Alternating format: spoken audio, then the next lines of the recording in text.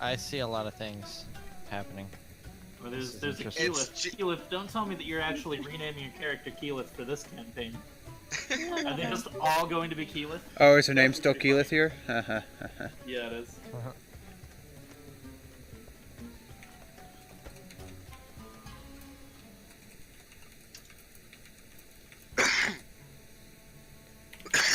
Should change that name. Iran is inspired. I can't change nicknames? The fuck is this shit, that CD? Rael? Or Rael? Rael. Okay. So Rail, gotcha. Oh, every day. Rael.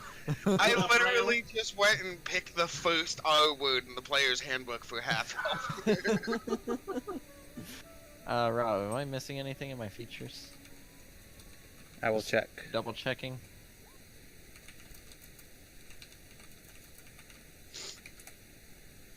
Area of effect? Wait, I can type as an area of effect? Or Yeah, yeah. People had Or fun with torch. typing as torches last time. Good times.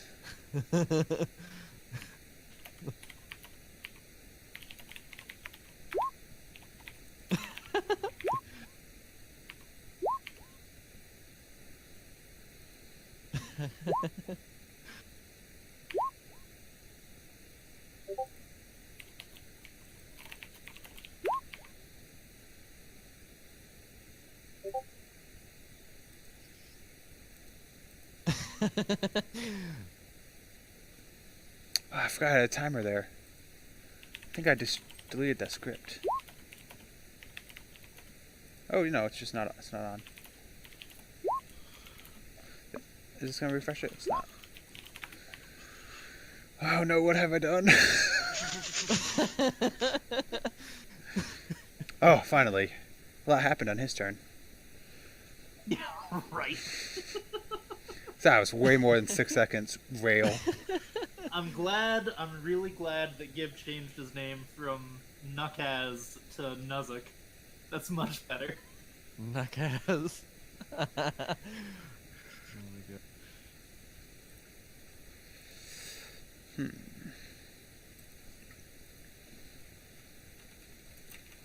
Hold on. Streaming doesn't look horrible. What is this? Ooh, how do I minimize all the names? Or all the images? Probably enable chat avatars. Player avatar size. Player avatar size. Names only. Oh my god, that's a game changer. Oh my god. Is this the that's first time way you've had it like better. that? Yes. Oh my gosh. Yeah, the only time like you want those windows to have any sort of size to them is when we're actually like using webcams and stuff like that. Because that's where people's webcam would be. Are you guys talking about how to get rid of that shit? How do you get rid of that shit? Settings, player How? avatar. How? Oh my gosh. Dude, I just thought that I didn't know that I could get rid of them. Yeah, they've always been that little thing for me. I was just like, wow, that's kind of all they do. Alright, so Mr. Gibb, what do you think? Are our guys gonna go on beer runs? Mr. Gibb is my dad. Just call me Gibb. So Mr. Nuzak, what do you think? Are our characters gonna go on more beer runs? I don't know yet. Is We'll the have G to, silent, by the way, or is it Gnuzak? It's Newzak. Newzak, okay. Gnuzik. I miss old Zach. I am gonna go with Gnuzik. It's Newzak. Please. What happened to old Zach? Yeah, You don't want to know what happened to old Zach. but old Zach was better. Wow, goddamn. Nah. Tell us how you really feel. Welcome. Hey, are you guys able to move around the?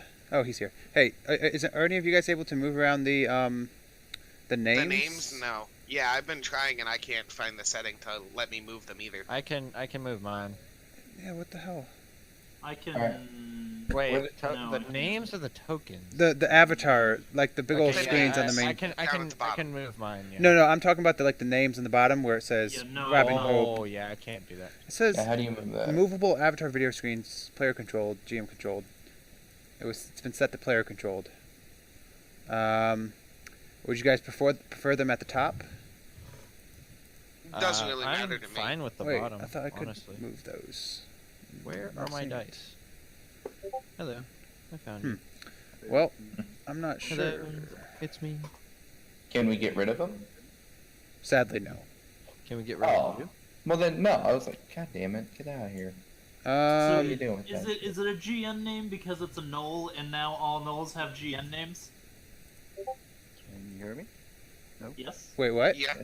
No, No. I can't hear anything. Rip.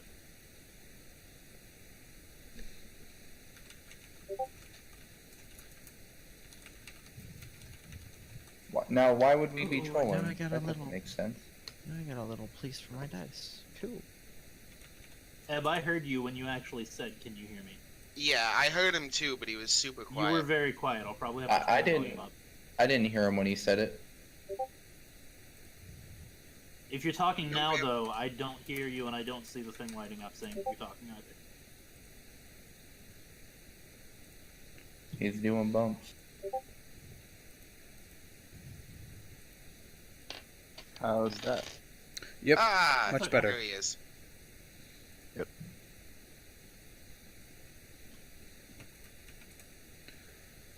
All right. We just missing CD. Sounds like. And everybody has their name changed in Discord. That'll be helpful. Hey, Let's see. It's too Vixen bad you Barolo. can't like change your nickname based on channel. What are you doing?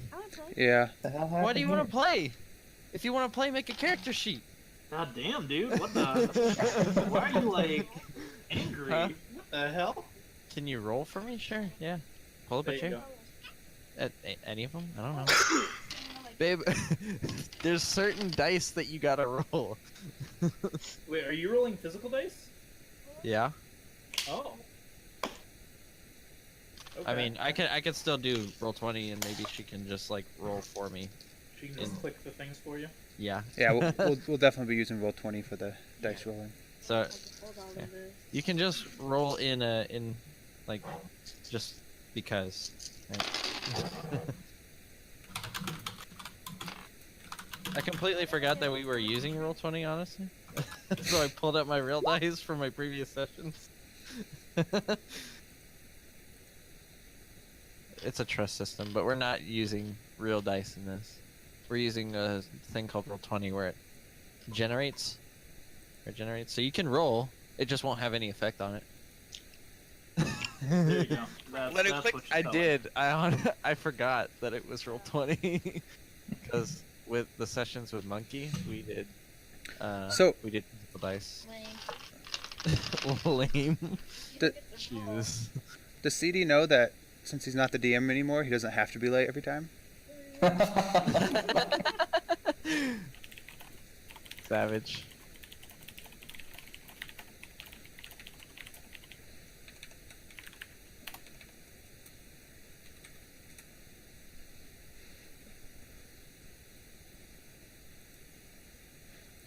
Oh yeah, you can enable 3D dice if you want to see them roll across the Ugh. screen. Yes, I did. Okay. Ugh, sounds awful. Yeah, I didn't do that. I said fuck that noise. What's this CD's NPC not initiative even- button? Oh, CD is online. Never mind. Oh, Yeah, that's for if you want to roll initiative. okay, that's nifty enough. You can just click your token and click that button. Okay, instead of clicking my token and then clicking it here. Yep. Okay, interesting. They will both have the same effect of adding you right here. All right, and I see that it takes the latest value. That's Oh, correct. Baby, So just keep rolling until you get one you like. that's right. I'll take the 24. Torch got a 13. Damn, Twitch kills it. Let's see how long the timer is. Easy. Boom. Oh shit, I forgot these commands. Fuck. Order it. Is it? Any messages coming in? Alright, either I need I will have to pull up my character sheet. Ooh, my notes. I have notes. Wait, Yeah, what do- everybody what do has we a need note notes sheet. for? If you want to take notes, that's not just on your character Oh. sheet. There's one Okay. of those for you. Cool. There's also a group notes, which literally everybody can edit. So Oh, cool. that's kind of just for information the whole group knows, or anything else you want to put in there.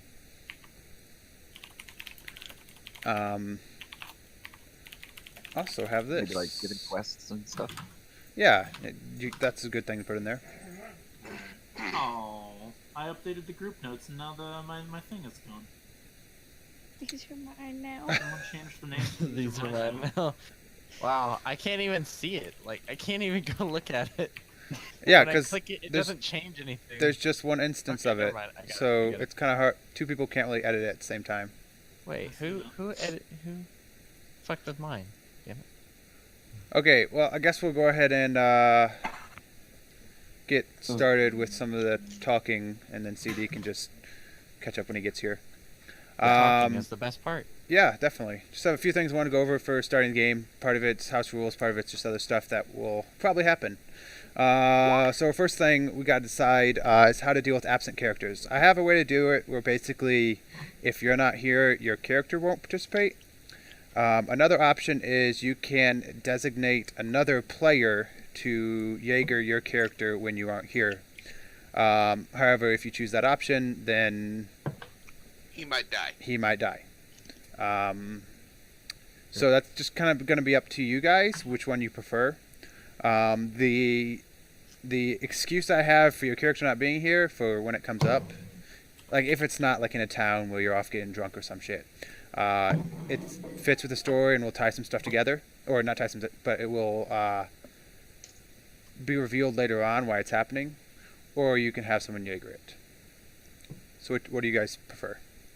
I would prefer the I not participate kind of thing. Same. Yeah. All right. Probably easier than have someone roll two characters and all that. Then that's exactly what we're going to do. Sound good. So do you have an excuse for like if we don't participate? Like, oh, we got too drunk and had to stay the. I sure do, and it will be revealed when the time comes. All right, sounds good. They've been magically transported to the realm of their god. All right, so the next thing that's probably going to happen at some point in the session, knowing how or some point in the campaign, knowing how our last campaign went, there's probably going to be a time when characters take actions that you do not agree with, or you or your character do not agree with. Where you come into conflict with someone else, and it might end up with a character leaving the party. Basically leaving the party. Like, hey, you're offered a shit ton of power from this amazing dragon, and you're gonna go and leave the Purple party. fog. Or you run into purple fog, you get super OP, and you can't be stopped, and you fly away with your now massive pseudo dragon. Stuff like that. That may or may not reference real events. May or may not have happened already. Interesting. So that's just kind of something to keep in mind. Is everybody okay with that potentially happening? Like characters Yes. having issues with each I other. don't have a problem with it. Yeah. All right. Sure. Cool. Hopefully it doesn't ruin anybody's fun. If it does start to ruin someone's fun, then we'll have an issue, because that's like the one thing I don't want to happen. All right, what else do I have? Okay, so we're all adults here, and we're all very immature. I know this. So if the situation comes up, and there's a subject or something that's going on in the game that you are not comfortable with, or that you don't like, just let me know and I will steer it away, or say something like safe word in the chat or something, and we will as soon as possible steer away from that, because that's, I don't know, I don't plan on it happening, but it may happen. I don't know you guys all that well, so I don't know how you react to certain things, so just let me know if you have an issue and we will avoid it. All right. All right, now house rules. You should be able to see house rules under the list of rules.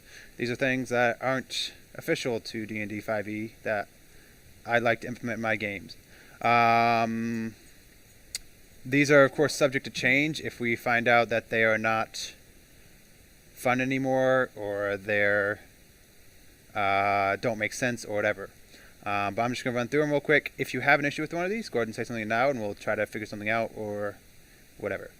First thing, you can consume a potion as a bonus action.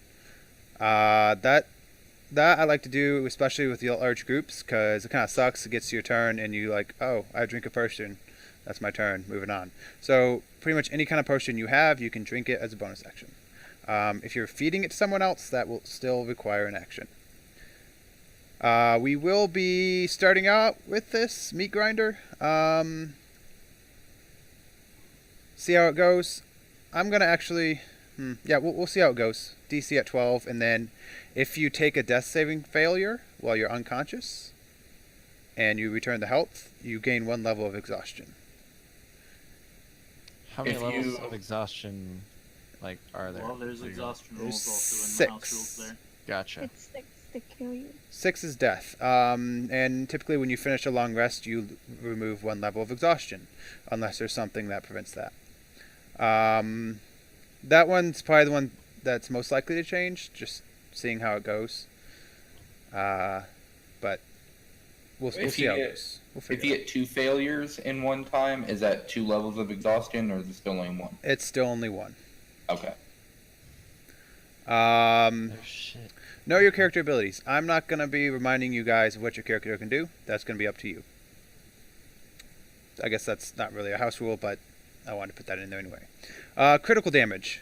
So when you roll critical hit, say with your longbow, instead of rolling 2d10 and then adding your dexterity, you're just going to roll your 1d10, add your dexterity, and then add 10, because that's the maximum damage dice. This means that criticals will be very strong, and you will do a lot of damage with them. It also means that enemy criticals will be strong, and you will deal they will deal a lot of damage with them. If we find out that's an issue, we can change it. But it makes it so criticals are Actually have a point. yeah, and they're not just piddly little damage. It also does make it more difficult for the characters because generally there's more enemy attacks than character attacks. But meat grinder, so it should be fine. Yeah, it depends on the situation, but yeah. That's one. If it turns out that it's making it too difficult or whatever, we can change it.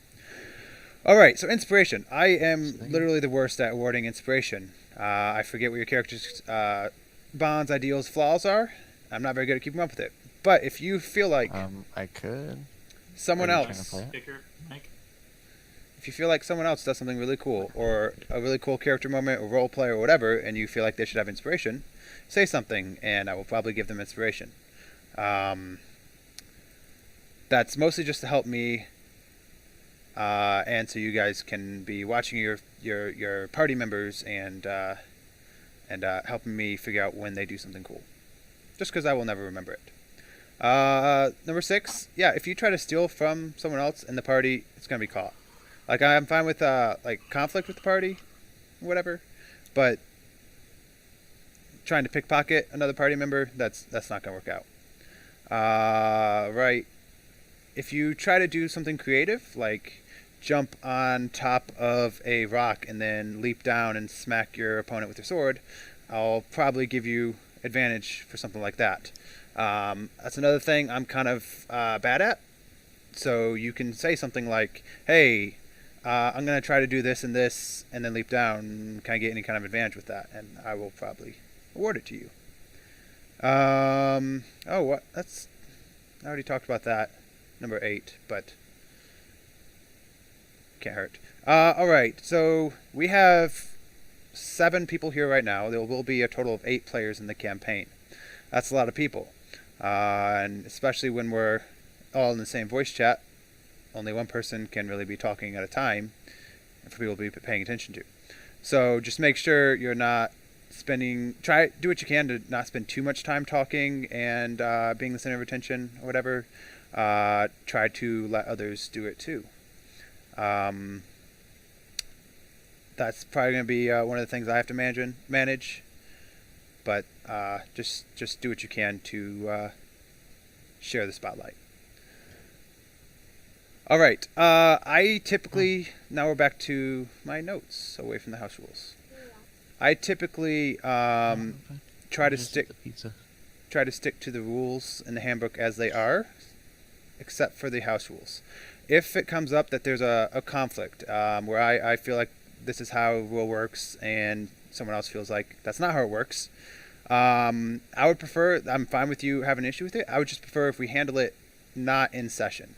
I'll try to make a quick decision, we'll keep it moving, and then after session you can message me about it and just be like, hey, I feel like this is how it should work, and then we'll have a discussion about it. I'd just rather not slow down sessions with rules discussions. This goes along with having a lot of people. I'm going to try to have in combat 45 second turns. That's not 45 seconds to get everything done. That's 45 seconds to decide what you're doing. So everybody's going to be able to see the initiative order, see when they're coming up. Try to plan out what you're doing before your turn comes. Then I think these next three are mostly just how we'll be using Roll20 to our advantage and some cool features of it. One of the things, I know some of you are already using it, is the macro bar. It's the bar bottom of your screen that you can turn on and have all sorts of buttons on, so you don't always have to go to your character sheet. Most things in your character sheet you can drag down to that button, or to that bar, and then just be able to click them when you want to use them. That's up to you if you want to use that or not, but it's a nice feature. Alright, so let me clear this out. Some of you guys have already seen this initiative that we've been using, or that I will be using. This is just a quick example. So, everybody's initiative here, you see yours turn on the right. Say, Rael, first up. You start your turn. Whenever you're done with your turn, or I'm sorry, on your turn you see your character is highlighted. You have this big old orange symbol behind you. That should work for both you guys and for the NPCs, so it's easy to see whose turn it is at the moment. You take your turn, and then whenever you're finished, you can just click that EOT button in the bottom right. Why did the timer start? Oh. That's conflict. That's okay. And then it'll move on to the next person, and so on. So you guys will be able to advance the initiative order yourself. I'm just going to turn off that. No, we'll see how it goes. Then I know there's something else that I'm forgetting, but that's okay. With regards to the turn. Okay, so you guys have already seen that you have access to. Real quick, I missed on how to end your turn. There's an EOT button. Yep. You just click that. On the little purple square in chat. Yeah. Yep. The pink one right there. Yep. Alright, so yeah, there's a folder in your journal. It's objects. Area effect, cone, and a torch. If you light a torch, just pull out a torch onto the board and put it next to your character, and that's your torch that you're carrying around.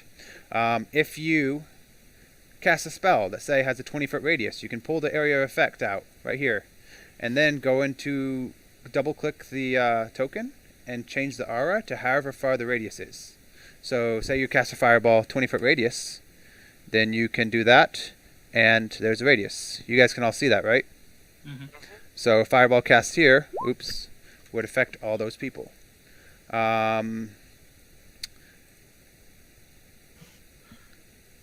So anything you do with the radius, just go ahead and pull that object out, set it to the radius, and center it to where you want.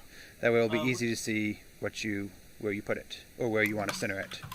What's the rule with something being like partially covered? Or are we just kind of using this as a rough estimate, even though it's not an actual? Like, are we doing it based on squares, or are we doing it based on? Yeah, I know what you mean. It's gotta cover up, I believe, at least half your square, we'll say, to affect you. No, it's gonna be basically like a square. Yeah, so this would affect all these people. Okay. So it's the same measurements. So it's not a 20-foot radius circle, it's a 20-foot per side cube. Well, I guess it would be a 40-foot per side, but you know what I mean. Yeah. No, it's gonna be a circle. I don't know what I'm talking about. It'll definitely be a circle like this, and say it's something like that where it's just in half of dinar. How do you say that? Then I'll probably just make a decision. If it covers up half your square, it's going to affect you. Okay. So if it's I'll up this. So if it's something like that where it's just barely touching this guy here, then it wouldn't affect him. Okay. All right, and then you can also do that. There's also a cone template. So if you do something like burning hands, just pull this onto the screen, adjust it to the correct size, and then you can aim it how you want. And a big thing with this is if you are moving something around and you don't want it to always snap to the square, if you hold Alt, it'll cancel that, and you can put it to whatever orientation you'd like, instead of always having to do like that. Right. Those will come into effect later on. What else do we have? Okay, experience. You guys will be earning experience as you go, and leveling up based on experience. You will get experience for killing things, or for defeating encounters, getting past traps, cool roleplay. Man, I'm just going to turn that timer off. That's annoying. You're not just going to experience when you kill something. Yeah. And then the last thing I wanted to talk about. So I am currently streaming this on my Twitch channel. Mostly for... No, I'm sorry, Aaron, I lied. I'm not streaming it, so don't worry about it. But really. Yeah, so there may be... I'm not really going to be interacting with the chat at all. It's mostly just for... so I can go back and watch it, or if anybody wants to watch. And I added a whole bunch of scripts on Roll20 to hopefully help us with this game, and for it to be more interesting and cooler things we can do. But that means there's probably going to be some technical issues. And I will try to limit those as much as I can, but they're going to happen. So we'll just deal with them when they happen. Alright, I think I covered everything that I wanted to cover before we started. Any other questions you guys had about how it's going to be run, or anything else you want to ask before we start the campaign? Sorry, Do you handle I'm back. rolling for health differently, or is it just raw? You mean on level up? Yeah. It's up to you guys. You can either take the average, or you can roll. Okay, so raw. Okay. Yep. Do we have to stick to one if we... You can change each level. Okay. Quick side note: per the rules, you round up from the average. So the average on the long run Correct. should be more mechanically sound, but obviously, if you want to roll, I'm not telling you not to.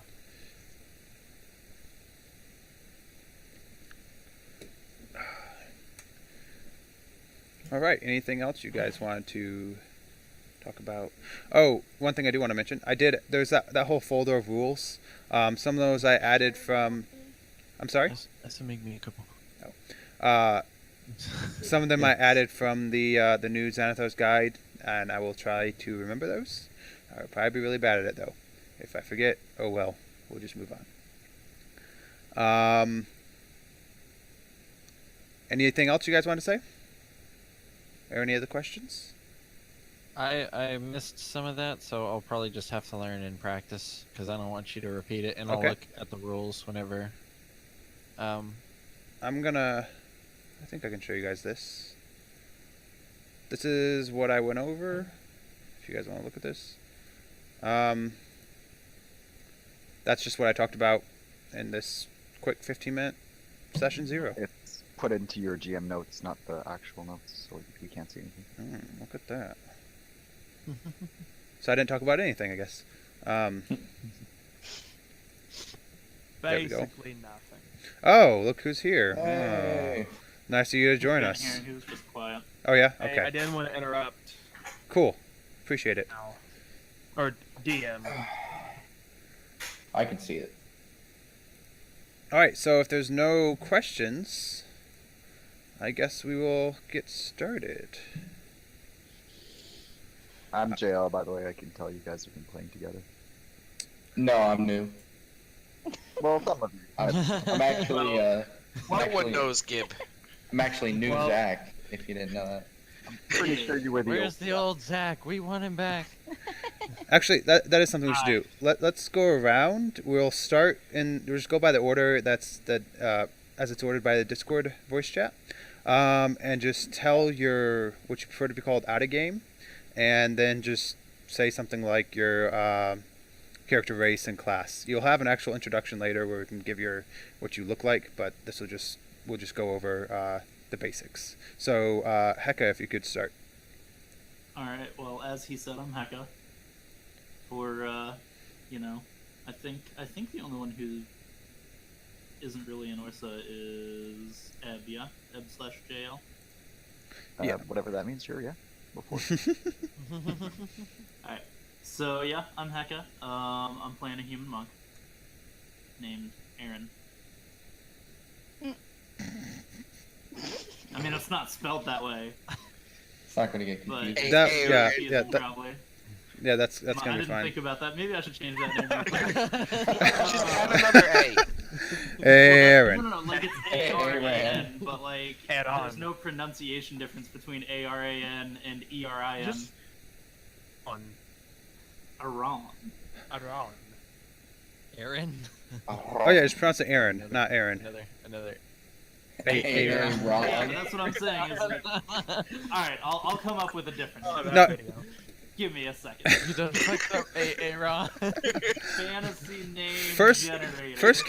First character already an issue. Yeah. A Someone. human character can't think of a human name. Move on to the next person. Yeah, So he finds a new name for himself. yeah. Go ahead. Next person in line. In the Discord? Yes. Yes. Okay. I'm Kicker. I play a Black Dragonborn Ranger named Donar. All right. Sorry, too easy. I'm JL. You can call me like JL because it's a French name, and I bet most of you don't speak French. I am playing Ebe? C. a water genasi life cleric named Eb. Where's Flo? That's his name is literally Eb N Flo. All right. Now Conrad. All right. Conrad. Bull. I guess I'm next. I'm Ghibli Doo, Gib for short. I am playing Nuzak, a Knoll Barbarian. Alright. I'm Rabble Rouser, or Rabble, playing a half-elf paladin. And my name was chosen because it was the first R1 that I looked up. All right. I'm Robbing Hope, and I don't have time to read all the people I'll be playing. Yeah, just call me Rob. Yeah. CDRCH, or CD for short, or anything creative you can come up with. I'm playing Sorve, a lizard folk death cleric. Sorve. Saute? Sorve. Sort of. Calling you sour. Got it. Sort of. It fits. Alright, I'm Erin. I'm playing Vixen, who is a half-elven warlock. And I'm also Rob's wife, although... This hasn't been confirmed yet.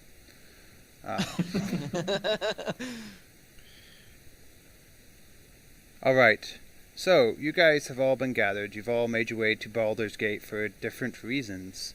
Now, I just realized that I don't think I added a map of the Sword Coast to here. Oh well. No, you did not. That would have been helpful. I will share a link real Just a little quick.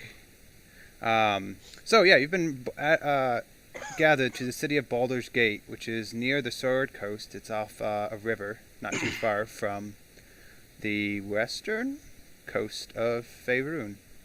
Now I can't find my map. Yeah, and you've been gathered here. Some of you may know this person who's gathered you here, Syndra Sylvain. Some of you may not. But currently, who is there? You guys are in town. 6 of you, all gathered, met Syndra in a, you'll never guess, in a tavern. And so you guys probably don't really know each other. I don't know if any of you guys worked out backstories where you do. I don't think so. I think that was nixed. You guys decided not to do that. So you guys are all just kind of sitting around at a table, a little awkwardly, waiting for Syndra to come back. She kind of met all you guys, escorted you here, and then she is currently not here. She left to go get a friend. But it's just the 6 of you. Nuzak, you are not here right now. You will be joining in shortly. No, we'll save that for later. Soon, Syndra returns. Goodness. Syndra returns with a friend. You can see Syndra, as you guys have met her, she's heavily cloaked. She wears lots and lots of robes, very thick robes, and her head is almost always covered. Like you can barely see her face. Most of the time you can't. She tries to hide it as much as she can. But you know from just your brief interactions, she's mostly a merchant who has some magical capabilities. She returns with a sun elf, a very tall male who introduces himself to you as Ramalia.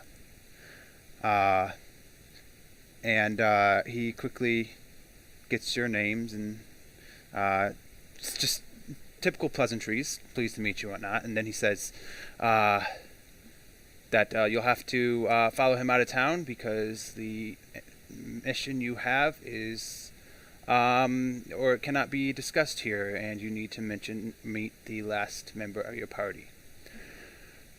So you're escorted outside Baldur's Gate, going through the streets as a rather large group of individuals, all sorts of different races and heights and genders and whatnot. It's kind of a weird group. You do get quite a few stares as you guys are all equipped to fight, just walking through the middle of the city where you don't really see 8 people like that very often.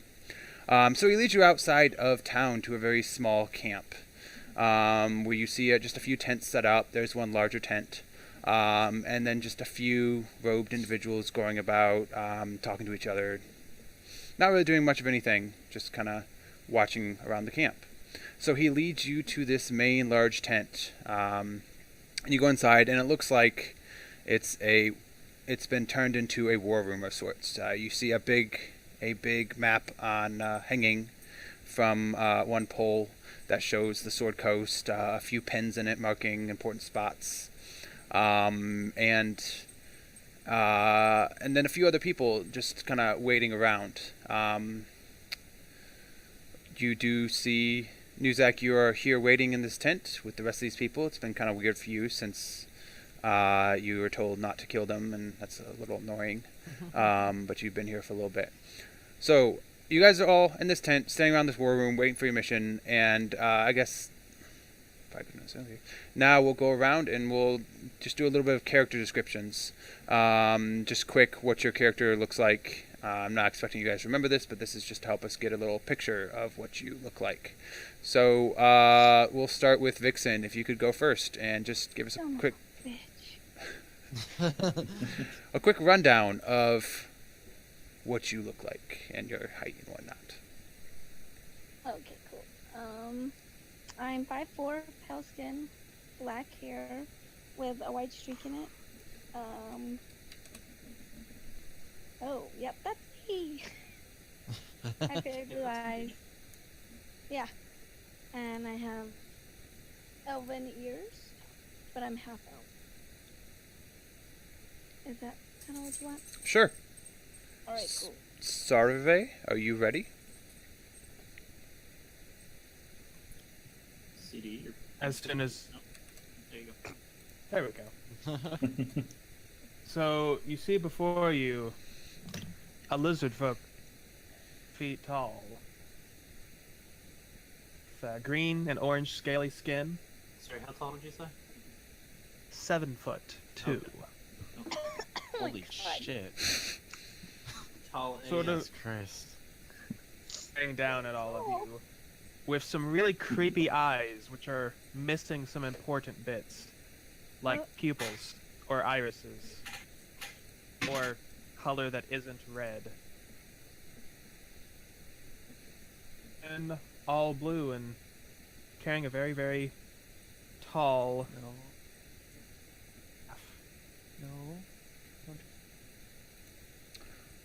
All right. Next up, Rael. So JL, just so you know, this happens a lot where CD's mic just kind of cuts out. I Just figured to give you a heads up, this is something that you should expect to happen again. is it the voice recognition or is He's it gonna he's What gonna was the have that last for a thing while. I said? He has poor internet. I don't Or- necessarily think it's the internet though, because it never happened really whenever he had his old laptop. No, maybe. It's Chrome OS, I think. Yes. Just There you go. really hates it. He is in a browser. Browser version of Discord. So Oh, yeah. After the eyes was just wearing a lot of blue, holding a rapier out, like he's about to draw it at any moment.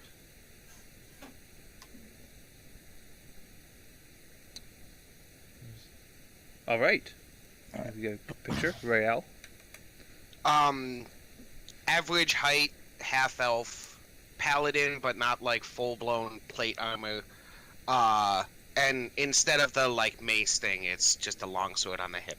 How tall is average height? Like 6 feet, Okay. like human height, average. half Gotcha. half Yeah, health. that's what I want to thank you. And that's about it. All right, Nuzak. I am 7 foot Ugly. tall. The token, You're not a 7-foot person. the token is accurate. 7 foot tall. He weighs around 300 pounds. Muscle. It's one eye is kind of blurry, but can see out of it just fine. His other eye is orange. You know, fur on his skin, gray with some black spots on it. You know, a little hunched over. That's about it. Legendary Myth says the character resembles its actual user. Not enough beard. Not enough beard. Never enough beard. The hair is just more spread out. it migrated? All right. So the picture is not accurate because water genasi are pretty hard to find. I was but gonna he's say got- it looks like a Disney villain. Yeah, I was about to say. Looks like someone from like the Lost. What the fuck is that? Atlantis. Atlantis. Yeah. Atlantis version of Jafar. So he's 5'7". He's 170 pounds. He's got turquoise but like more blue skin. He's got like short dreadlocked / algae hair because that's what they do. And he's athletic but not like beefy like some people. And he's wearing chainmail under like traveler's cloak, and he's got a necklace under there, and a shield and a trident. I also He's gonna be made fun of so far because he's the absolute shortest in the group so far. How tall did you say No. you were? Vixen 5'7". showed us. 5'7". Okay. Yeah, I'm 5'4". I also forgot to mention I don't have armor like the token showed, so I'm just wearing clothes. Thank God. Yeah. The clothes, they made me put on clothes, so.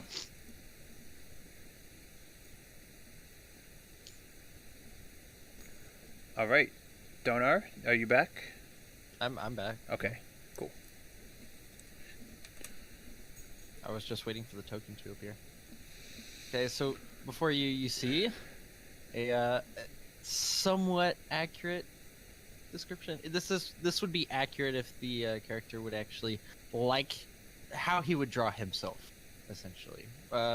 Besides that mythical bow, it's basically just a longbow. He is a black dragonborn that is 6 feet 10 inches tall, and pretty actually skinny. He's about 180 pounds. 6'10"? That's like anemic, or not anemic.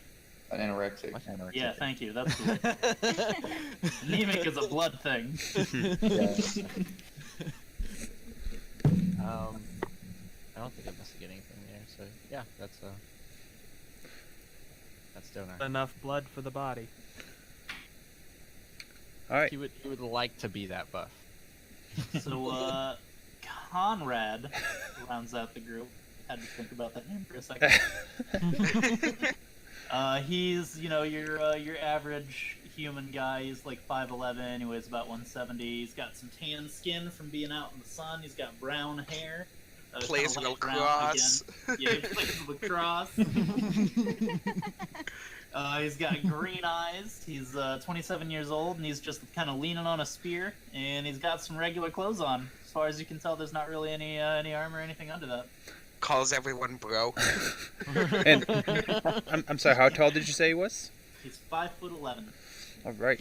So we have 3 who are almost or at 7 feet tall.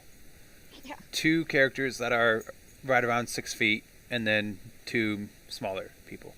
Well, Yeah. comparably. At least And is eventually we should have a horse, right? maybe. Oh, a minotaur. Half horse, half centaur. Yeah. Half horse, So, half like, centaur that just looks like a regular horse. with a It- retarded face. It's a horse with a human face. Yeah. Yeah. Well,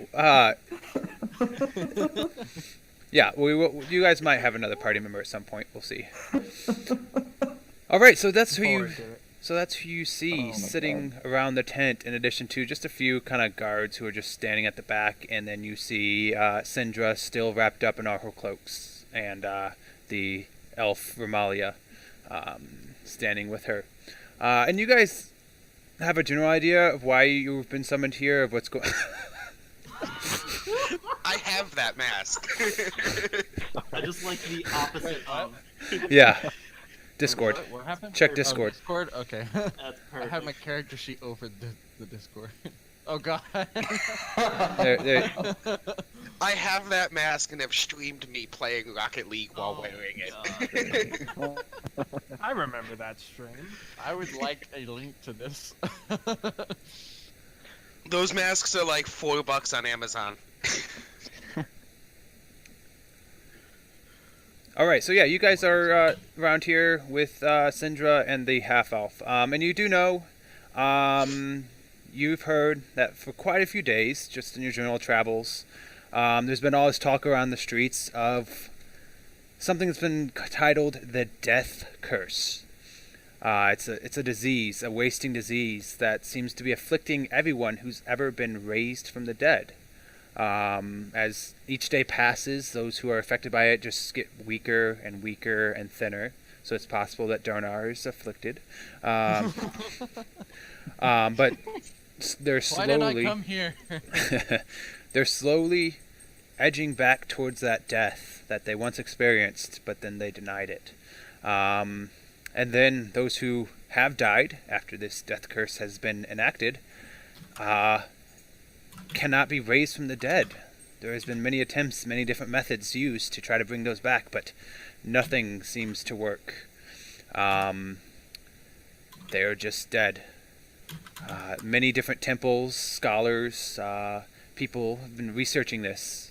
Practitioners of divine magic, typically who are well capable of raising people from the dead, are baffled why they can't.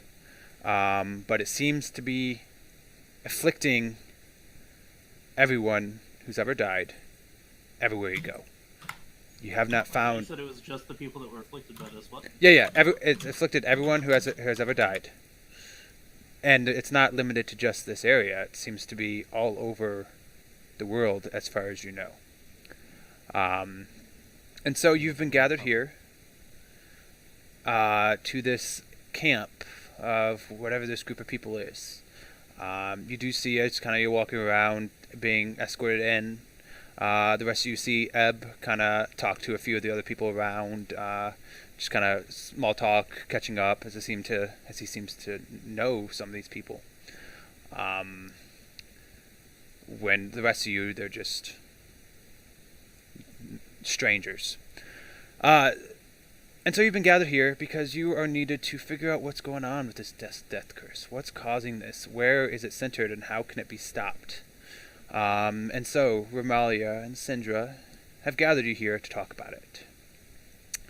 And Romalia steps forward as Syndra is still standing to the back, and he just says, I thank you all for coming here and for joining us and being willing to possibly risk your life to try and stop whatever this curse is that I'm sure you've heard about. As you see, our good friend Syndra has been afflicted by this curse. Must be some kind of holdover. Back in the day when she died during her adventuring days, seemingly that has come back to bite her. So I would just like to thank you for coming here and joining us in this cause. Some of you may not know who we are. We are a group known as the Harpers. We typically don't advertise our presence or where we go. We tend to just work in the shadows and accomplish what we need to get done. And right now, our highest priority is this death curse. We feel like this curse, it's very similar to the magic that a lich uses when they need to feed souls to its phylactery. The way souls are not able to be brought back and they're just gone is similar to what happens when a lich kills someone and feeds its soul to its phylactery. And so we think a lich would help us and would be able to trace the source of this death curse. And that's where you all come in. Have any of you dealt with a lich before? This must be a no, because if you did, you would not be here. Liches are very, very powerful magic users, incapable of dying. When they do die, they just come right back. Unless, of course, their phylactery is destroyed. But we know of a lich whose lair is not too far from here. And we need you to go there and infiltrate this lair. And find something that will help us, give us some negotiating power with this lich so that they can help us find this death curse, or find the source of this death curse. There's about 3 days travel from here is a tower. The lich who owns this tower is named Zaldara Cordres. She's a female, and many just call her the Duchess of Rot, since, well, she likes to rot things and cause undead to walk around and pretty much destroy anything she wants. So, here's what we need to do. Myself and some other harpers and a large force of mercenaries are going to be assaulting the tower of Zaldara Cordres. We will be causing a distraction, trying to draw Zaldara away from her phylactery, so that you all may sneak in through the basement, sneak in through a cave on the ocean, get through her basement to wherever she keeps her phylactery. We will be, hopefully, holding her off and giving you enough time so that you may get in successfully, steal the phylactery, and come back out. Does this sound like something you can do? How big is this thing we're supposed to steal? It's not very big. We have used some scrying spells and some other magic to determine that her phylactery is actually her spell book. It's this rather large tome, but easily carryable by one person, that's been bound in humanoid skin. And The Necronomicon. Got it. and she keeps it somewhere in her basement. So it shouldn't be, if you can get to it and grab it, it shouldn't be too much of an issue carrying it. As long as it's not cursed, of course. Did you say through the water? We will be traveling on the ocean, and the cave you will be going through is close to the to sea level. But you do not need to go underwater to get to it. Side note, you never shared that map. Yeah, I was looking through it. I mean, I did have it bookmarked. Let's see. No, like you said, you were going to give us a link to a map. Yeah, and I had it, but now I'm not seeing it in my maps folder. Oh, wait. There we go. Here we go. I got it. So I will just post this here. And if you open it up. I was looking back to the Roll20 chat, and I found that Rabble is proficient in land vehicles and dice. That's very that's going to be very efficient for us. Thank you for letting us know. I'm a soldier, so. Alright, so if you look on the map, kind of on the left side, this long coastal region that's called the Sword Coast, about a third of the way up it, you see there's a town called, you should be able to see a town called Baldur's Gate, real close to the coast. And then a little bit to the south of that is the Cloakwood, a forest. And the tower is on the coast at the edge of the Cloakwood. And that's where you'll be traveling. Where am I? Is it Candlekeep, or is it just somewhere next to the It's woods? north of Candlekeep. Okay, so somewhere in that, like, cove? We're, On the map. yeah. On the map, I meant. If you look on left coast, about halfway up. Left coast. Do you see the words "the Sword Coast"? Yes, I see. So, like, directly southeast of that. Southeast, okay. Baldur's Gate, Cloakwood. yeah, You know, it's Baldur's Gate, Cloakwood. basically Tiny little- yeah. the tower is on the far western side of the Cloakwood, so not quite in that cove, but more just straight on the coast. Okay. Yeah, so you have a general idea of where you are right now, and you guys are just outside Baldur's Gate in a small little forest and encampment. So you will to go in and steal this spellbook and escape.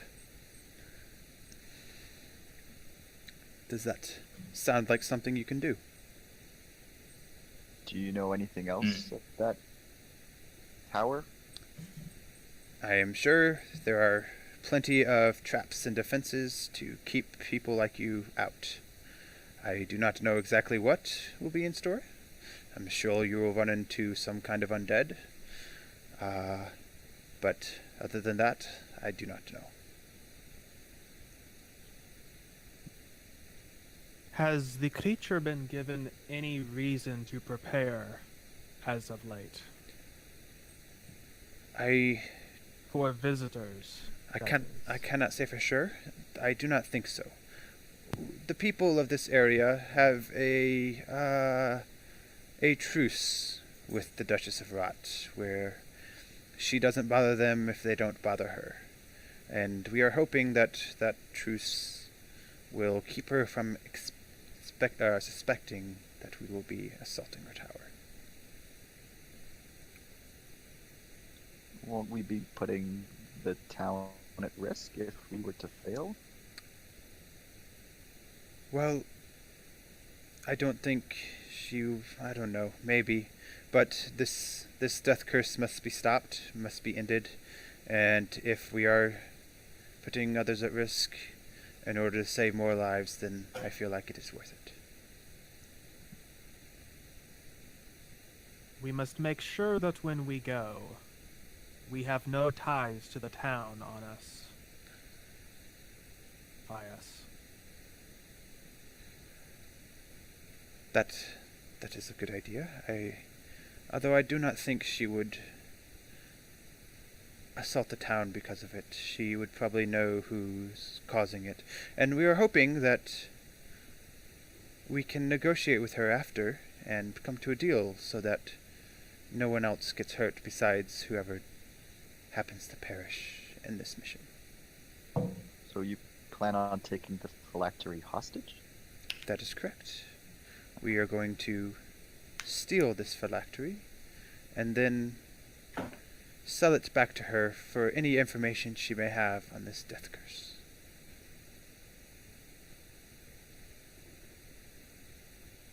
Sounds like a plan. Planning on holding a knife to the heart of a powerful spellcaster. Possibly go wrong. Yes, a lot can go wrong, and that is a risk we are willing to take. I fear many will die. Many of our comrades will die, but they have agreed to take that risk for the hope that we will gain the information we need.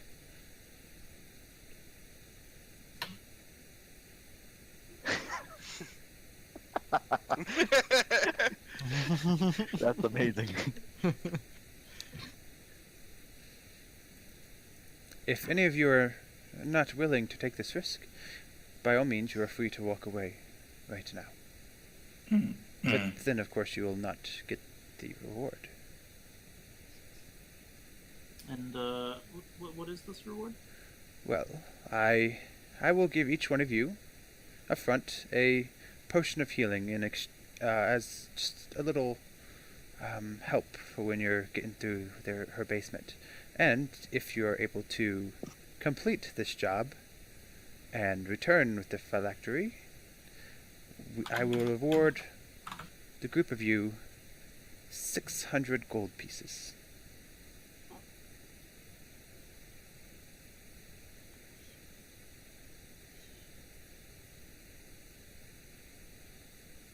And hopefully, if we get the information we need, and we figure out what must be done, then you will be the ones to go and stop it.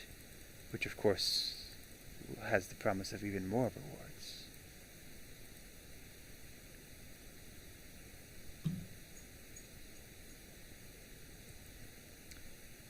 So, do you all agree? Would anyone like to walk away now? When do we leave? That's what I like to hear. Tomorrow morning is when you will leave. You will travel to the coast tonight, and you will meet a keelboat on the coast, very small. Hopefully we'll be able to go unnoticed. It's just a small keelboat, and there will just be one crew member besides you all. Just one crew member who will pilot this boat to where you need to go. He will wait outside while you are doing what needs to be done. But tonight you will travel, sleep on the shore, and set sail tomorrow.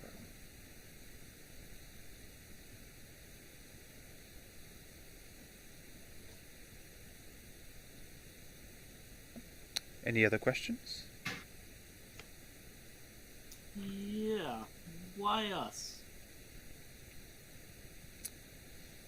Well, I know Syndra has recommended many of you to me, telling me that you are capable and brave and hopefully able to complete this mission. And from what I see of you, you seem perfectly acceptable people, and I feel like you can do it. I volunteered. I'm here on orders. I'm here So- because I am curious. I'm here just so I don't get fined. In fact, you'll get the opposite of fine. You'll get rewarded. To pay that fine. That you won't incur because you're here. Exactly. And then you can spend that money on hookers and blow. Blackjack and hookers. Now you've got my attention. You had my curiosity, but now you have my attention. One last thing. It will take a few days for you to reach the cave that you are going to enter. There, when you get there, you have to wait. You will hear a signal, my horn, and he just kind of takes his, pulls a horn out that just kind of been hanging from his belt, and he just blows it. And he says, when you hear that, you must move, and you must move quickly. Find the phylactery as fast as you can, for the longer it takes to find it, the more harpers will die in the distraction.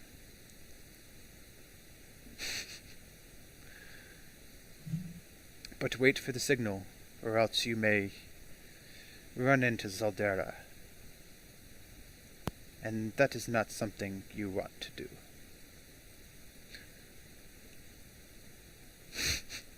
Oh, well, thank you. I've practiced that 0 times.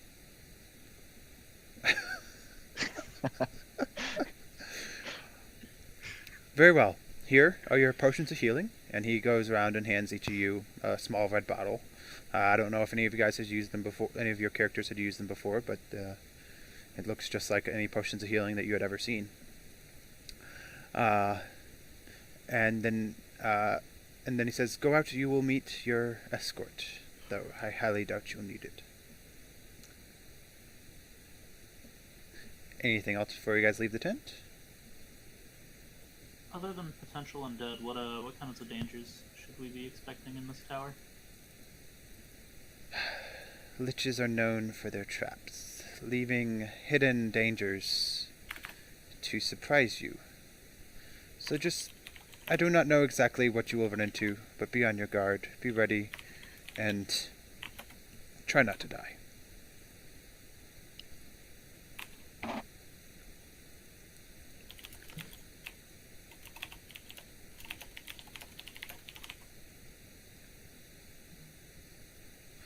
Alright, so, unless you guys... go ahead. Can I make a perception check to see if he's, like, lying to me? Make an insight check. Insight, not perception. Insight? Okay. I'm retarded. So. I don't know if that did anything. It did. Yeah, looking around, just kind of trying to get a good feel for him. He seems quite sincere, and there's no indication that he's lying. You believe that he's been pretty truthful? Yeah, turning 3D dice off. Yeah. What, did that roll for all of you? It literally had an animation of a dice rolling across the screen, and it sat there with the 3. Yep. You can click it to take it off after it's done. Yeah, but it's just annoying. Yeah. Yeah. I like it personally. All right. Anything else you guys like to do before you leave the tent? Any other insight checks or anything else? I say, this potion is not quite the right color. Shade of red. And I'm gonna actually check it. Are you gonna taste it? I'm gonna pull out it. Like a color palette and just like compare it. I'm sorry. What were He's you? got some swatches. He pulls out one I'm of pulling those. out a poisoner's kit. Drop of the potion and mixing it with some stuff to see if I can tell if there are any poisons mixed into it Okay. Yeah. or anything weird going. With it. So you kind of the rest of you guys just see him pull out all these little instruments and all that stuff, and you drop it on there, and they're after taking the time and getting your readings, it doesn't seem to return anything that tells you it's poisonous. It seems to be a. I mean, I guess you don't know if it's a potion of healing, but it's not poisonous. I check mine now. And what are you doing to check yours? I'm just joking. Okay, cool. I I say, Goes over to the nearest carpentry shop, takes out a paint swatch. I say, you should be sure to use more swamp like these. I missed the middle part. Without the bright. You should use more swamp grass. Okay. Thank you. I will pass it on It to brings out a better color. our mages. Never heard of that before, but thank you. Alright, anything else you guys like to do? No, I'm good. Okay. So you're escorted or let out the tent, and then a couple guards come up and they're just like, "Here, we'll take you to the coast and show you the boat and whatnot." And so you, unless there's anything else in the camp, you guys begin traveling. And any kind of role play or discussion you'd like to have on the way, feel free, because you have plenty of time. Oh, don't worry, I'm doing that via whispers. All right. I just start taking out my loot and picking the strings. Okay. I'm shaping water into shapes that are interesting. I'm What? Like what? Oh, I have the cantrip A shape water. giant interesting. water dragon dildo.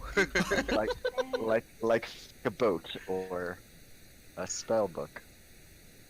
What would categorize as interesting? Not a dragon dildo. yeah, I'm just Unfortunately, staying that away doesn't from the fit. guards. That Okay. doesn't fit in a 5-foot cube, so you know.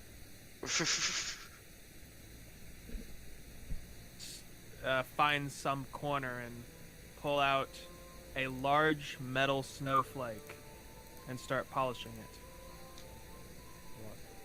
Large metal snowflake. Interesting. Snowflake.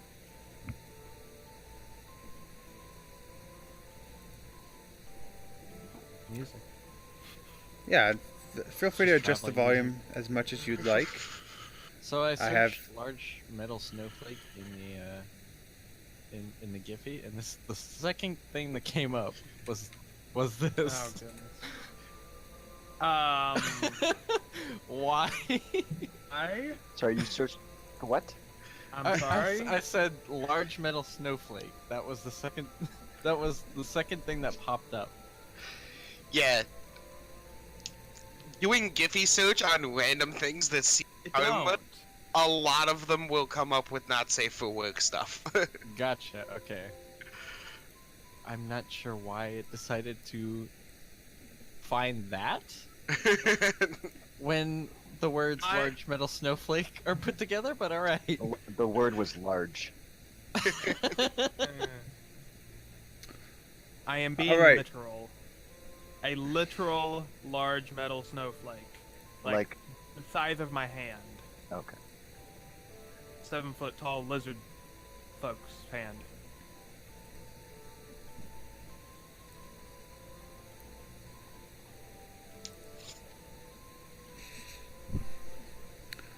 All right. Any other discussions you guys want to have? I will introduce myself to everyone real quick in character, but I won't do that 6 times, so Okay.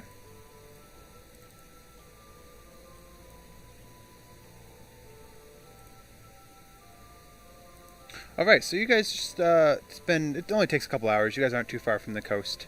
Just traveling towards to the west, walking into the setting sun, talking amongst yourselves, whatever you'd like to do on the way. Goes rather smoothly. No issues along the way.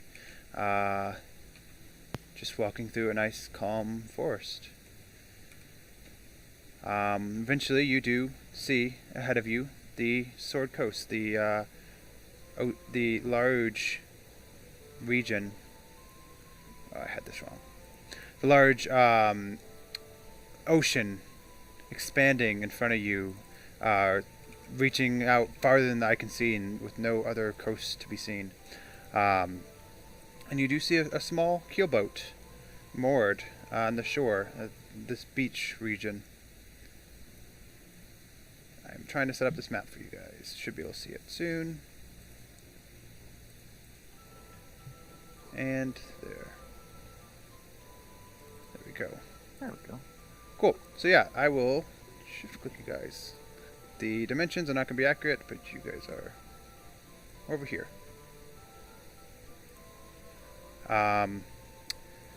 And so you see, sitting in the boat, a very, very, very small person. Any of you who have run into halflings before recognize this as a halfling. A small man dressed just in simple robes, doesn't seem to have any kind of armor, who's just kind of leaning back, his feet put up on one of the benches, his head up against the side of the boat, and he's just got a pipe in his mouth that he is smoking. And he seems to just be waiting for you guys. That did not go how I had planned it. My bad. I'd intended for that to... Yeah, thank you. And then Gotcha. hopefully smaller. For some Damn, reason, only the one when 10 we feet edited- away from that island. Right. Only the DM can change the dimension, unless he sets it otherwise. That's actual... Oh wait, you guys don't even see that yet. Oh, you do see it. That's just on the map, you dumbass. That's a big. As a big boat. Yeah. We're going to need a smaller boat. There we go. Scale is not accurate. um, yeah, so this halfling, just kind of relaxing, waiting, smoking a pipe, and just kind of looking out to sea. As you guys get a little closer, he notices you and kind of leaps out of the boat and walks up to you. Just kind of stands there for a moment, looks around at you guys, and he's just like, so ye are who they sent me. I guess you'll do. He's Scottish. What'd you say about me? Yeah, that's what I thought.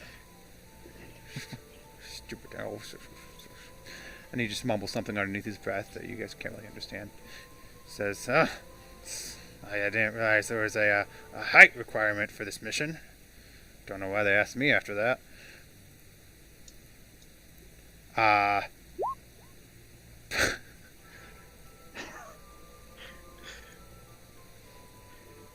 So, I guess if you guys can just sleep here on the shore, and we will set sail tomorrow. Although I guess it's not really... Well, yeah, I guess it's sunsail. Oh! Who are you guys? We're, I'm Ed. maybe we should ask who you are. Excuse me, I asked you first. Don't you know that's how it works? Whoever asks the first question gets the response first? I'll step up. Well, I'm hello Vicky. there. Nice to meet you. It is, isn't it? And you are? Fine. I am Calbrex. Can you put that in the chat so I know how to spell that? T-H-A-T.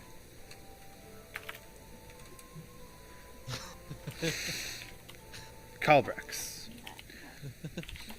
And I'm the driver. I'll be taking you where you need to go and getting you away from there when you finish your job. And so, I'm assuming you guys all introduce yourselves. Yeah. Yep. And he just kind of gives you all a nod. Has a few short insulting remarks, just kind of digging at you, not really meaning anything. I'm just kind of talking trash about everybody. And he says, all right, well, I'll be sleeping on the boat. Don't mess with me. And we'll leave tomorrow. It'll take us When tomorrow should we expect to leave? at dawn. Don't you wake up at dawn? Yeah, wake up at dawn. Yeah, Some so nights, not so much. we'll leave at dawn. Anyone who's not awake, well, I guess I'll have to wake you up. What Because time I was told I'm will not we allowed to get- leave you behind. What time will we be getting to the tower? It'll take a few days, Okay. but we will probably make camp next couple nights. somewhere on shore, so you won't have to worry about sleeping on the boat. But I would prefer, when we do make camp, to not have any fires or anything that will draw attention to us. We are supposed to... Tents should be fine. Just Alright. no large lights or smoke. So I'm gonna get to work pitching my 2-person tent. And Aight. say, hey, I got room for one more. Whoever wants it has it. I walk into the water. Just take, no, I'm good. I'm good. What does the weather look like? The weather in this day, I mean, it's just kind of overcast and cloudy. Not really all that exciting. It's just kind of a dreary day that makes you want to just stay at home and not do anything. It's not raining or So- anything. It's just overcast. Into the water. Sometimes You also have walk Right into at the water? edge. Is it just like a beach around us, or is it like grass and stuff like that? The beach, what there is at the beach is more just like a short part of the coast where it's not cliffs. There's like rocks leading up to the beach. It's only about 15, 20 feet before it gets to where there's grasslands.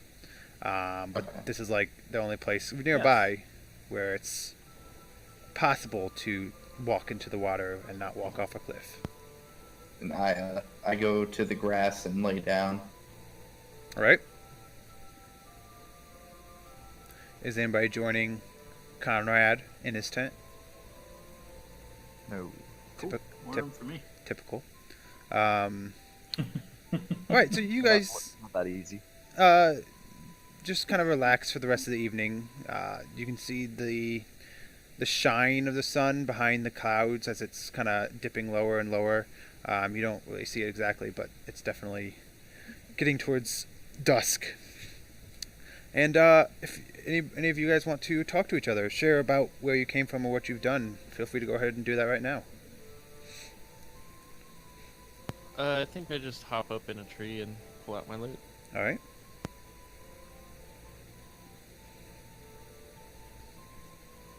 Yeah, I'm just laying down in the grass, kind of away from Yeah. everyone. Just chilling. Okay, so nobody's really kind of sharing anything. You kind of all just keep them to yourselves for now. That's fine. Is Calbrax a Harper? Yes.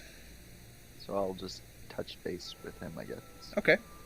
Yeah, and he kind of asks you about what you've been doing, where you've been, and whatnot, and what brought you into this mess, and etc. Give him answers. All right. And so you guys just have a Well- nice. Go ahead, Aaron. No, there was just something in my headphones. All right. Like static. Are we gonna take watches? I mean, nobody's really talked to each other, so that's if anybody wants to watch out. Who I'll has dark watch. vision? Because if we're not lighting fires, I've got dark vision. I've got dark vision. alright, we're at 4 already. So Just gonna sleep. What is anyone doing about food? You guys are we have provided food on the with boat. rations and whatnot, what you need to get to tier. It's nothing that's like a nice meal, but it's dry crackers and stuff. Oh, stop it.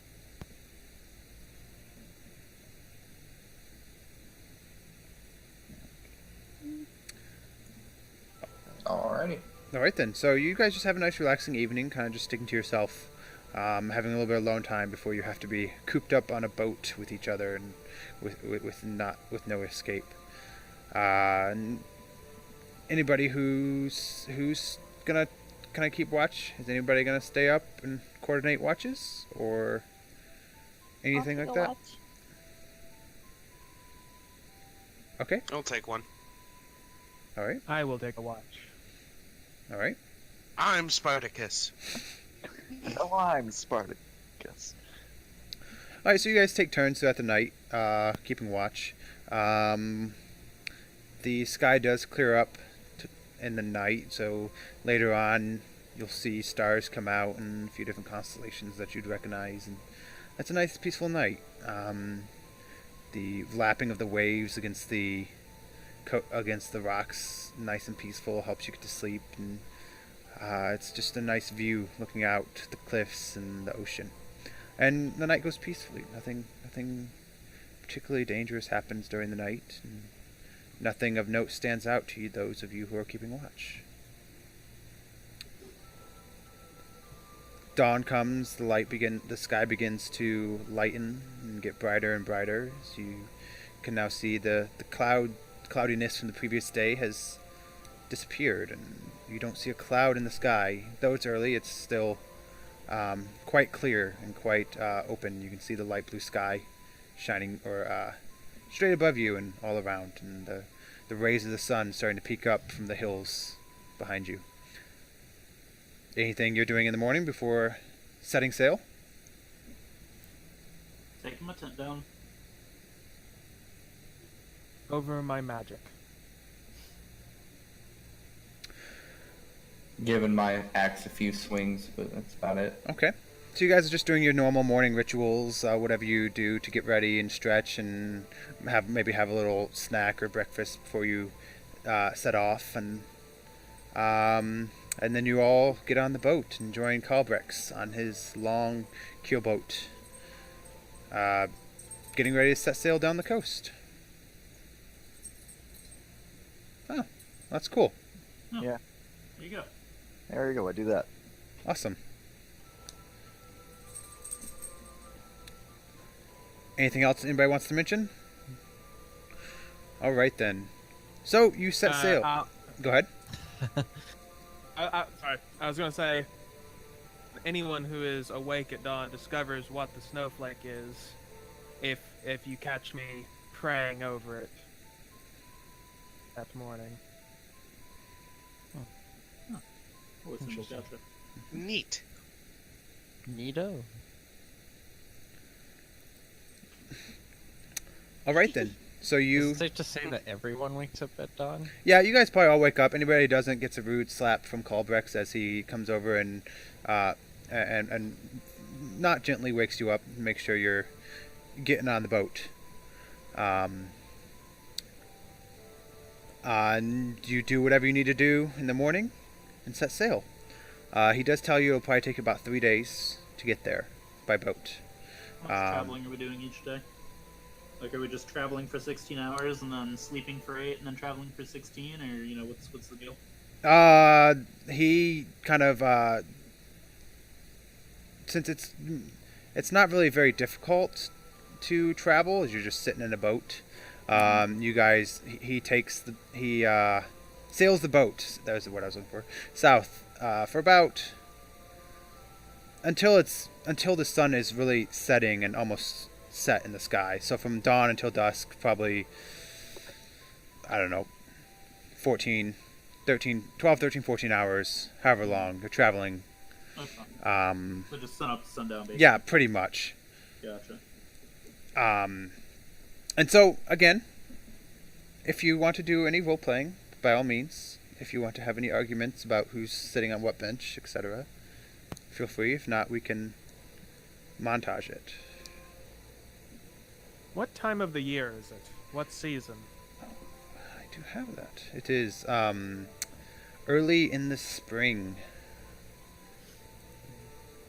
So there's still like frost every morning, just not as much. Yeah, it's a little chilly. It's not really, as you guys are southern part of the Sword Coast. It's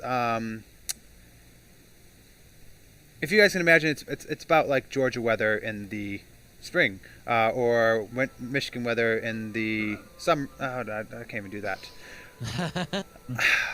I don't know. Basically, it's like cold in the morning, but then it warms up real quick. It's and chilly. Nice and warm throughout the day. Yeah. There's definitely a chill in the morning. I wouldn't say there's frost or anything on the ground, but it's chilly. Yeah, probably like low 50s. Yeah. High 40s, something like that. And then like traveling on the boat when the sun's straight ahead, it's uncomfortable. I'd say it's probably in the high 70s most of the time, and even worse since you're kind of sitting in direct sun and there's not much shade at all in this boat. So it's a little uncomfortable. This There's boat no is light. very small. It's not Okay. a large ship. It's more, think a very, very large rowboat with a sail, like a single sail. It's like a. Oh, let's see if I can find a picture of it. I'm not worried about it. Never mind. Like a So there's just pontoon no boat. undercarriage at all. Yeah, not there's even, like, no a there's little- no hold. There's no cabin or anything. It's basically just a whole bunch of benches in a row. Okay. For you to sit on. You might be able to lay down under one of the benches to get a little bit of relief from the sun, but Not enough room to like move around at all. yeah, it's quite uncomfortable. So it's like a No Viking personal ship, space. not a Viking ship. I'm sorry? It's like a Viking ship, but not a Viking ship. Sure. Yeah. Sure. A Viking ship of very small. Yeah, the Yes. smaller ones with no Yeah. cabin. Yeah. All right, unless there's anything in particular you want to talk about on your journey south, you make camp the first night, not having any issues on the boat ride, and set sail the next morning, maybe getting a little grumpy and irritated because you have to spend so much time cooped up. But Are we like sleeping on the boat, or are we like He- stopping along the He said coast? that earlier. That we're Okay. stopping on the I must coast, have so we missed wouldn't that. have to sleep on the boat. yeah, he kind of just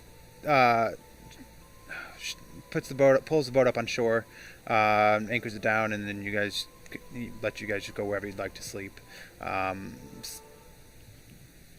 places he stops are similar to the previous beach you had. They're just much smaller. So there's a little bit of area for you to kind of go up in the grassland and sleep if you'd like, or just sleep right on the rocks on the shore. Okay. And so you travel on, getting a little annoyed and sick of this boat ride, but when it gets towards the evening of the third day on your travels, the wind starts to blow a little harder, and it starts to blow a little colder than it had been. At first it's nice, because it's a nice cooling breeze, but then it just continues, and it's kind of chills the bone a little bit. And you see that the evergreen tops of the pine trees in the cloakwood forest just kind of rustle a little bit and kind of nervous. If trees could rustle nervously, they kind of shift back and forth. And Kalbrek steers the boat alongside this rocky shore, and he points up to a monolithic black tower that appears just above the forest. It's the bottom you can't see due to the trees around it, but you can see the point sticking out. And he just says, "See that? That's where the Duchess of Rot lives. That's where we're going. We're close." And then just a few minutes later,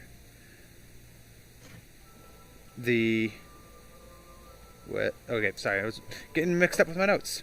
A few minutes later, the wind kind of howls a very lonely note, and it cuts down to your bones. It's cold, it's chilly, as he brings the diviner, the name of the boat, which I forgot to mention earlier, a little closer to the shore. And you see ahead of you a small cliff, smaller than the other ones you've seen. That's about 10 feet high, rising up from the rocks at the bottom of the, at the base of the ocean, or the bottom of the cliff, where the ocean meets the cliff. Kalbrix kind of hops off into what's waist deep water for him. It's probably only be about knee deep for most of you guys, and he just kind of motions to you, telling you grab your stuff and follow him. When you I feel like do, we should- go ahead.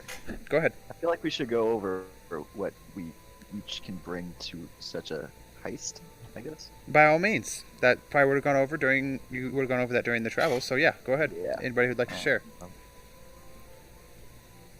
Not that I have much. I'm a cleric, so not that I have much, but I figure we should maybe give it up.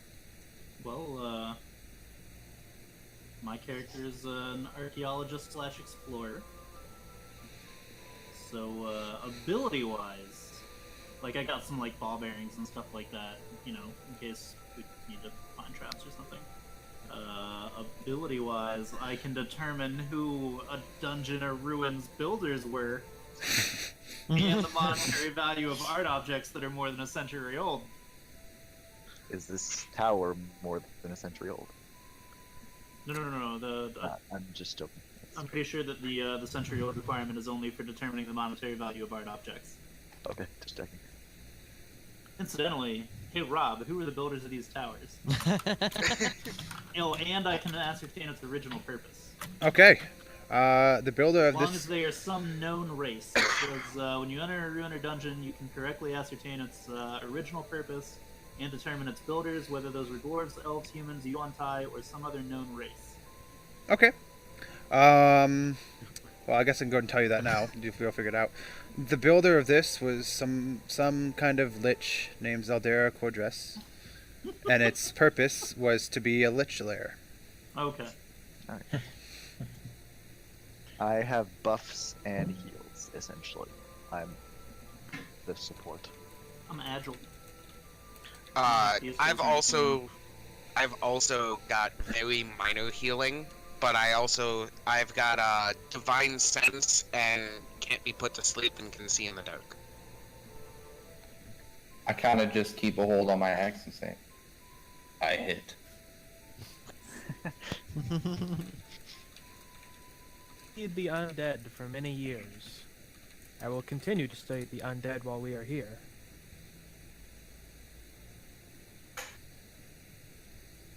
So stab them. Do any of us have any way of dealing with traps? Or locked doors. Or locked doors?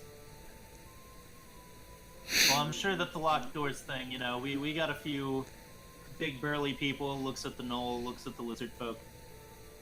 But I'm we're sure supposed they to be can figure a stealthy, way out though. there. We're meant to Does anyone have a stealthy, stealthy way of doing it? Yeah. Do we have anyone that can use thieves' tools? Like a rogue? I don't think we have a rogue. No, your well- horse isn't here right now.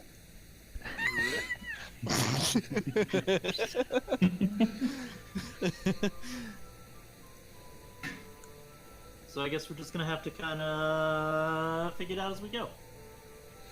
Kalbrex just says, I have a pair of thieves' tools in the bottom of the boat if you'd like to take them with you. I don't know if any of you are very good at using them, but better than nothing, right?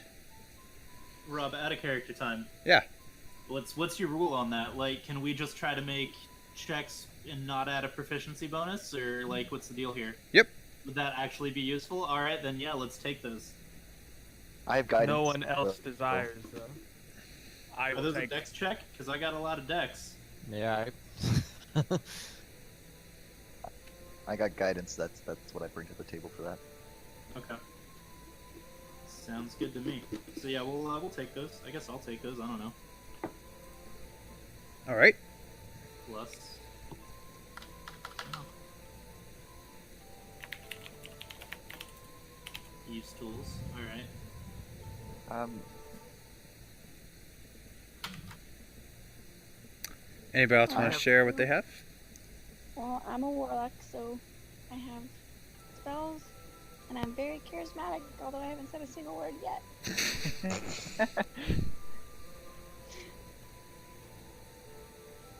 I have a detect magic as a spell, but yeah, I mean I got a limited amount of those. You're ritual casting. Yeah, so Yeah. if we can waste 11 minutes, I can also, or 10 minutes, I can also do that. Yeah, and I have the spell protection from good and evil. That's gonna be useful. Cool.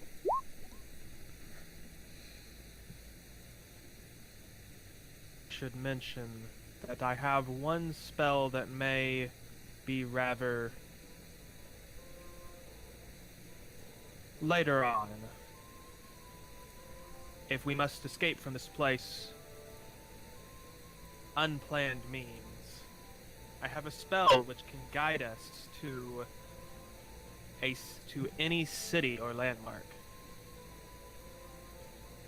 It's helpful. Hopefully there's no mirror rooms in there. So if we get lost, then It will merely point us at the tower. okay. Location in the tower.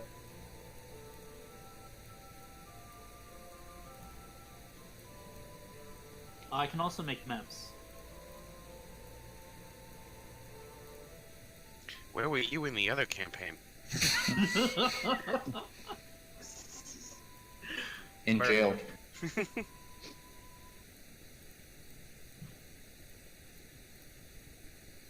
So cool.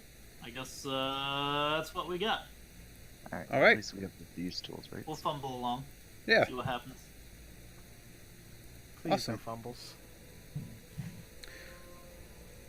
So, skipping back ahead to where you guys are arriving at the cliff and the tower high above it, you see Calbrix jump out into the waist-deep water for him, and just kind of wade to the shore as he motions for you guys to follow along. You see him kind of walk up to the cliff, where it's just a blank wall, nothing, and you can see him muttering something, some kind of arcane incantation, not really sure what he's doing. But then, as you see, the wall just parts, just a little bit, revealing a dark cave, complete darkness, and inside, a set of stone stairs, traveling, or going upwards into the darkness. And he just says, "Alright, this is where you're going. That will take you into her basement. We just need to I thought wait this for cliff the is signal." only like 10 feet tall. How did the stairs go up? I don't know. Magic. It extends into the cliff about who knows how long, and then there's stairs going up. Or maybe the cliff's an illusion. Do-do-do-do.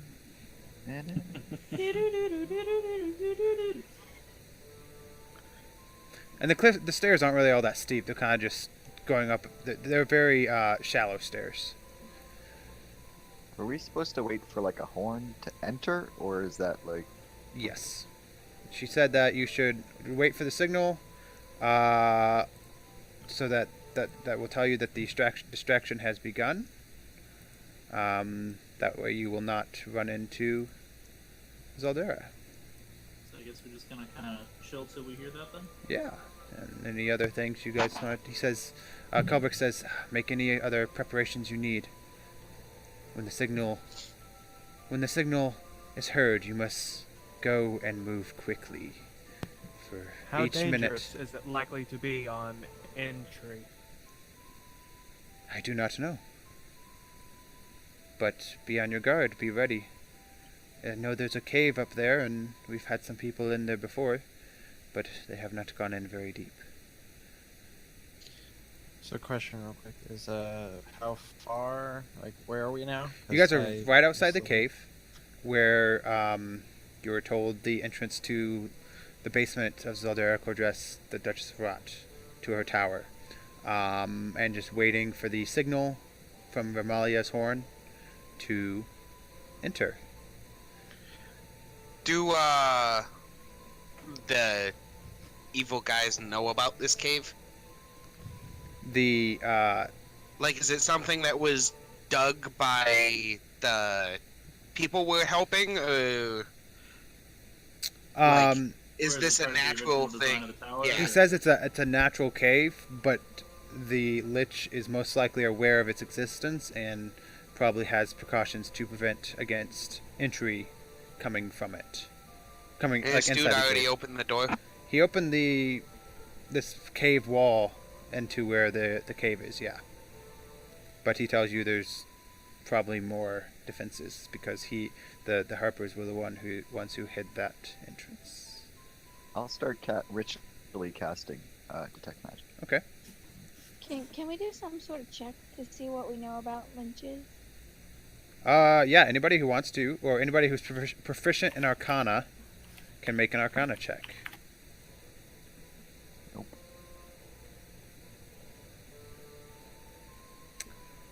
All right then. So there was a part. There's literally okay, one person. Oh, there we so go. there's- Oh, you can uncheck the guidance box, Aaron.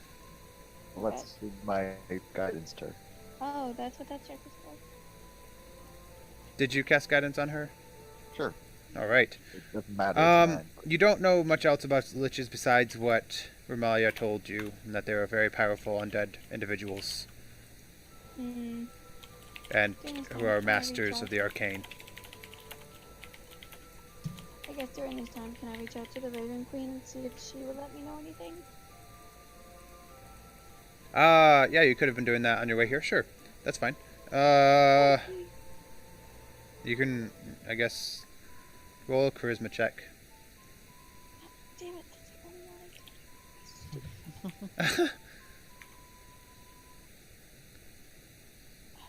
So we're like at a wall right now, like a. It's piece of a, wall. a wall that opened up to reveal a cave behind, and And this a is- dark entrance, and then there's stairs further on.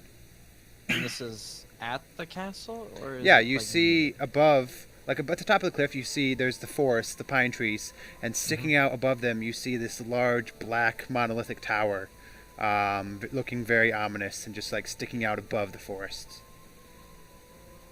like up above, high above where you are, and you guys are down at the shore, the base of this cliff. These rolls suck. Hey, it's better to have them now than when you got to roll to not die. I mean, later. Oh, God. Yeah, I'll try not to die in this campaign. All right. Anything I mean, else to you be guys are fair, doing? You've already outlived your character from the one shot. That's true. That one died Actually, awfully that one quick. might have been like an hour and a half. So Yeah, you yeah, got yeah. 20 minutes left, Aaron. Yep. Okay, good. That one, what was that? Like the second combat encounter and then death? Yep. Yeah, yeah, that sounds right. Yeah, that was I think she died on the bridge, which I'm pretty sure was the second one. Yeah. that was unlucky. Can I Not look like I for poured my any? heart and soul into this character or anything. Yeah, you probably shouldn't have done that. He did tell us to expect character deaths, so I hope you have a backup. Yeah. What were we gonna say, Um, Donar? So, can I check to see if there's any like little hidden switches, any like hidden traps? Yeah, so you can kind of So, go into the cave just a little Give bit. it that hot perception. Yeah, go ahead and give me a perception Not check. a bad plan. All right. So you saw him kind of mutter some kind of incantation, and kind of the wall slid to the side, and you look there and look around and kind of see the openings where it slid into through whatever magical means he used. Walking a few feet further into the cave, looking around on the ground for signs of any traps. From what you know of your experience, you don't see anything that would stand out to you as being a trap or anything that could cause you harm. Just on the immediate entrance to this cave. Both of you. That's for you. How much time has it been since we've been? It's been now about 15 minutes. You guys have been waiting. Your ritual casting of detect magic is finished. I mean, is it safe for us to assume that, like, did they give us a time frame on when we should expect this horn? Because You did see No. Calbrex after you guys arrived. You saw him cast a spell, and then he said, "I have informed them that we are here." okay. I meant to mention just that, like- and I forgot. I'll put that on a loop, so like I'll keep the 10 minutes up, kind of thing. Okay, yeah. So you cast it, and it's what, concentration for 10 minutes or something? 10 minutes, yeah. Okay, yeah. That's how long it takes to cast. So Got it. So casting it, and as you're just kind of waiting around, the only magical things you see are the door itself and whatever magical mechanism it's used there. Nothing else on the floor inside the cave or anything else. Besides anything magical you happen to have. I want to try and persuade Calbrex to tell me where they learned like the password "Open Sesame" to open that door. Oh, okay. Sure. You can Fuck! go. You can, Damn. still a he just looks up at you, and just kind of gives you a little smirk, and he just says, "Yo, mama's house." And that's it. I have a feeling I'm gonna want to punch this halfling in the face. Yeah, at this point, you guys, he's probably been quite annoying, and just talking so much trash this whole time that most of you are probably really sick of him.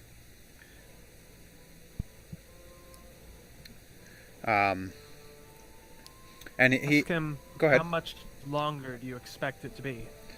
Not much longer. Be ready to go at any moment. Oh, we are. I get my Said great that axe when we ready. got and- here. On that, I need to take a leak and refill my coffee. All right, yeah, we're gonna go ahead and take a break here. We'll say 10 minutes. So we'll try to start back up at 9:22. If you guys could just be back and ready at that time at the latest. Alright. Alright.